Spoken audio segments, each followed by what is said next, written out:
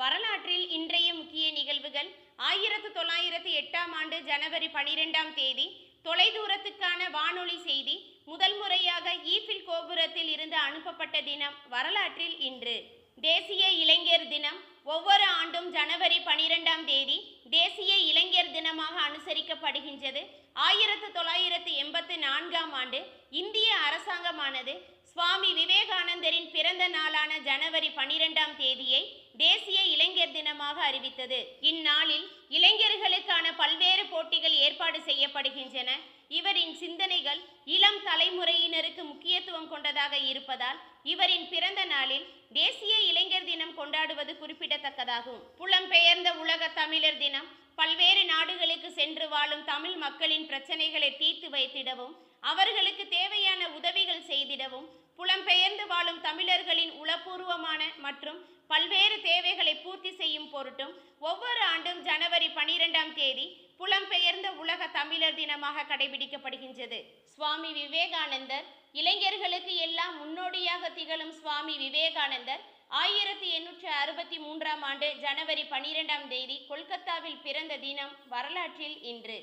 சுவாமி விவேகானந்தர் பிறந்த தினமான ஜனவரி 12ஆம் தேதியை இந்திய அரசு 1984ஆம் ஆண்டு தேசிய இளைஞர் தினமாக அறிவித்தது. இவர் ராமகிருஷ்ணா பரமஹம்சரின் தலைமை சீடர் ஆவார்.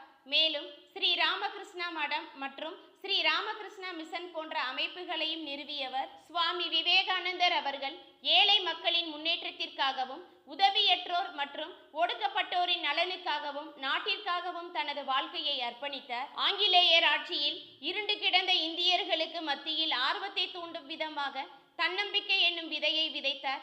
அவரது ஆணித்தரமான முத்து போன்ற வார்த்தைகளும் பிரமாதமான பேச்சு திறனும் உறங்கிக் கொண்டிருந்த தேசிய உணர்வை தூண்டியது. 1893ஆம் ஆண்டு சிக்காகோ உலக மதங்களின் மாநாட்டில் கலந்து கொண்டு உரையை தொடங்குவதற்கு முன் அமெரிக்காவின் சகோதர சகோதரிகளை என்று ஆரம்பித்தார்.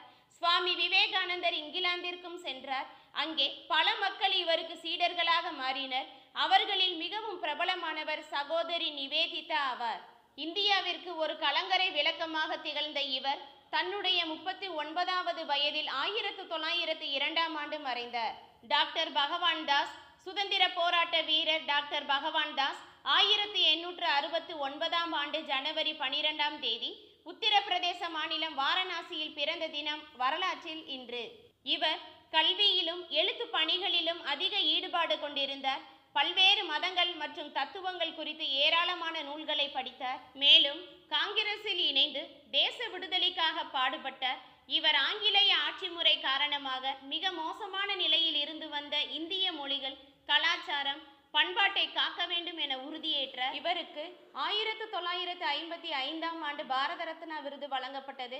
தத்துவ மேதையுமான டாக்டர் பகவான் தாஸ் 1958ஆம் ஆண்டு மறைந்தார். ஜெஃப் பெசோஸ் அமேசான் என்னும் நிறுவனத்தை தொடங்கிய ஜெஃப் பெசோஸ் 1964ஆம் ஆண்டு ஜனவரி 12ஆம் தேதி அமெரிக்காவில் பிறந்த தினம் வரலாற்றில் இன்று. தொழில் அதிபர் மற்றும் கொடையாளரான இவர் உலகின் பெரும் பணக்காரர்களில் ஒருவர் ஆவார். ஜெஃப் பெசோஸ் கூகுள் நிறுவனத்தின் தொடக்க முதலீட்டாளர்களில் ஒருவர் ஆவார். இவருடைய சொத்தின் நிகர மதிப்பு $200 பில்லியன் என்று ப்ளூம்பர்க் நிறுவனம் அறிவித்துள்ளது. 1994இல் நியூயார்க்கில் ஒரு நிதி குழுமத்திலிருந்து விலகி நூல்களை இணைய வழியில் விற்கும் தொழிலில் ஈடுபட்டார். வாஷிங்டன் போஸ்ட் என்ற செய்தித்தாள் நிறுவனத்தை 2013ஆம் ஆண்டு வாங்கிய இவர் ப்ளூ ஆரிஜின் என்ற நிறுவனத்தையும் தொடங்கினார். ப்ளூ ஆரிஜின் நிறுவனம் வான்வெளி மற்றும் விண்வெளிகளில் வணிக நோக்கத்திற்கும் சுற்றுலா பயணம் செல்வதற்கும் விண்கலங்களை உருவாக்கி செலுத்துகின்றது.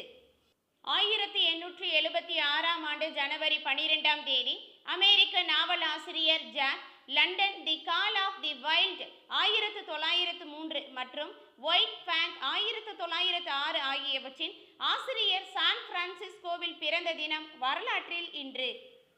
1773ஆம் ஆண்டு ஜனவரி 12ஆம் தேதி அமெரிக்காவின் மிக பழமையான பொது அருங்காட்சியகம் தென் கரோலினாவின் காலனி சார்லஸ்டனில் நிறுவப்பட்ட தினம் வரலாற்றில் இன்று.